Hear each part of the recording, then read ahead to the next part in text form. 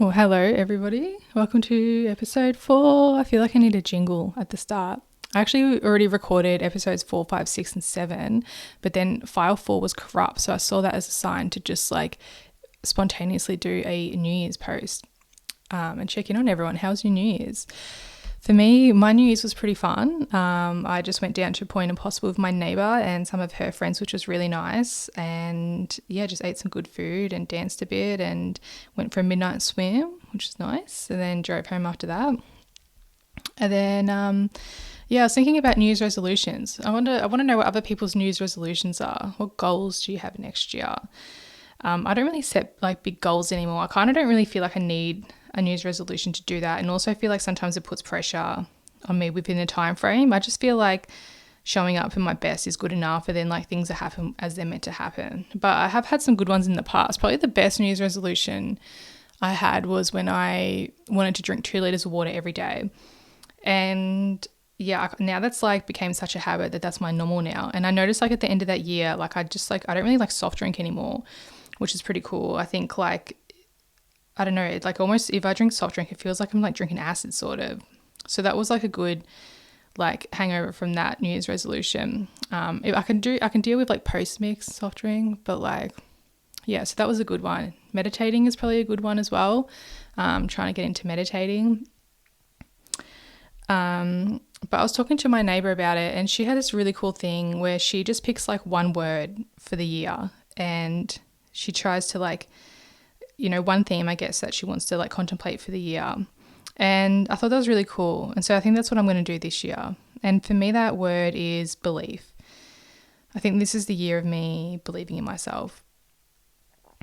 Yeah.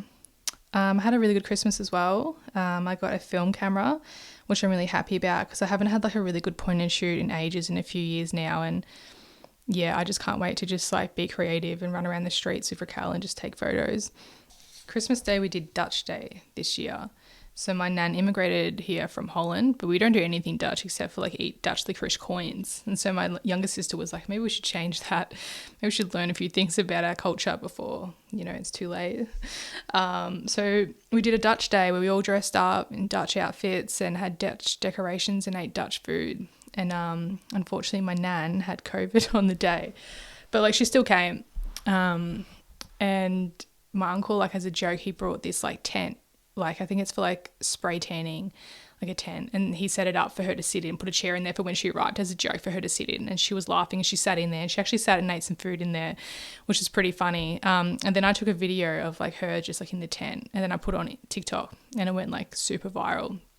Like currently it's on like 2.6 million views, which is crazy. But like really interesting too. I copped a lot of hate in the comments, a lot of aggressive comments.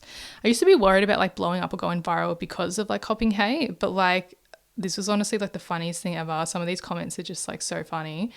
I didn't reply to any, but my best friend Raquel took it upon herself to reply to some.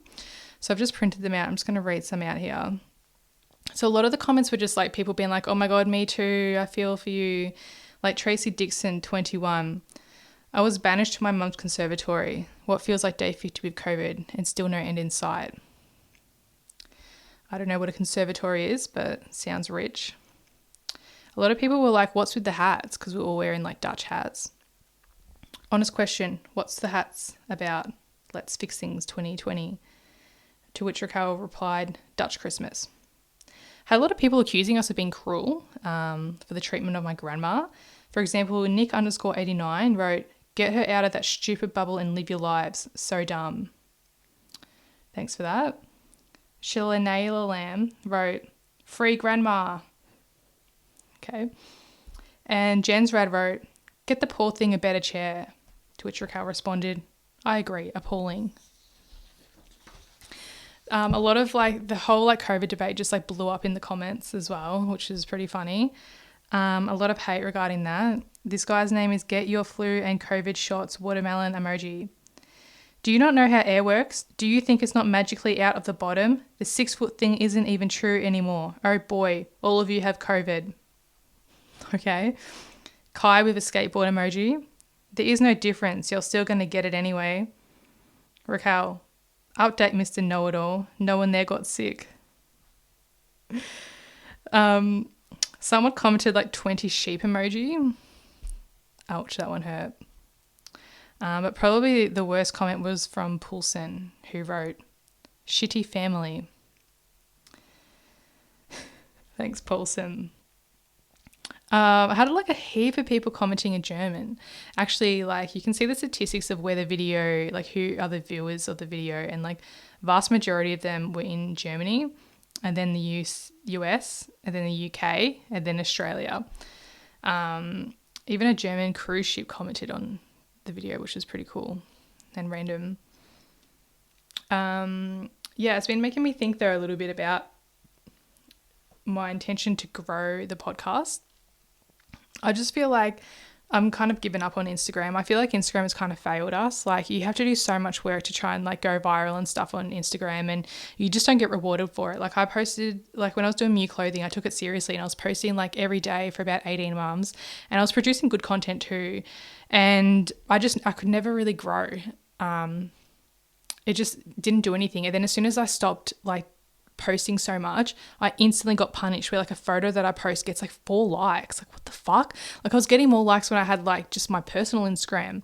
So it just doesn't make any sense. It's really annoying. I feel like being an artist, like you feel like you have to post content because like you have to like, you know, you have this pressure to grow in order to be able to like make money off your art and yeah, be able to make a living off of it. So there's so much pressure. Like I talk to friends about it and they're like, I have to get in the algorithm. I have to post all the time.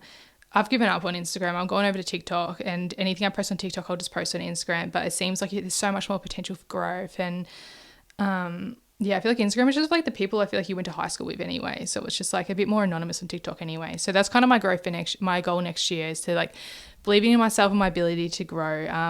I feel like I kind of manifested this like 2.6 million viral post on TikTok anyway.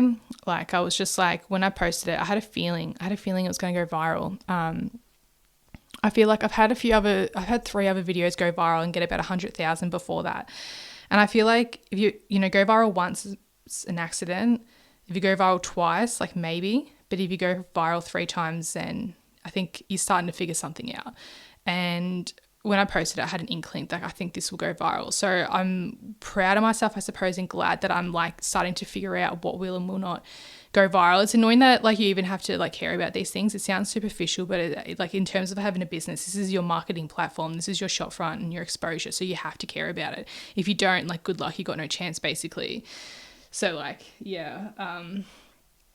But yeah, like when I set the intention as well, I was like, when I posted it, like I think it's going to go viral. And I was like trying to manifest, all right, what's my goal? How many views do I want to get? And I was like 1 million. Like that was the outrageous goal at 1 million. And then I was in the shower and like just going through it in my head. It was like all these reasons coming up in my head of like why I wouldn't be able to do that. Like, oh no, there's no way I could do that. Why not? I don't know. It's not good enough. Or I'm not good enough. And it's just like, why? And I started challenging those limiting beliefs and just realizing like how much those limiting beliefs come into play. But I kind of challenged them. I was like, no, I'm going to get 1 million views on this post. I just kept telling myself that. So when I did, I was actually like, it almost felt like a bit of a sign from the universe or a bit of a nudge to be like, you can achieve this shit if you actually believe in yourself. And so that's the way I'm taking it anyway. Like you can believe in that or not, but hey, we all got different beliefs. Yeah, so that's pretty much it. I want to know what other people's New Year's resolutions are and things like that. How their Christmas was. Let me know. Comment on my shit. Get involved. Whatever. Yeah, Happy New Year.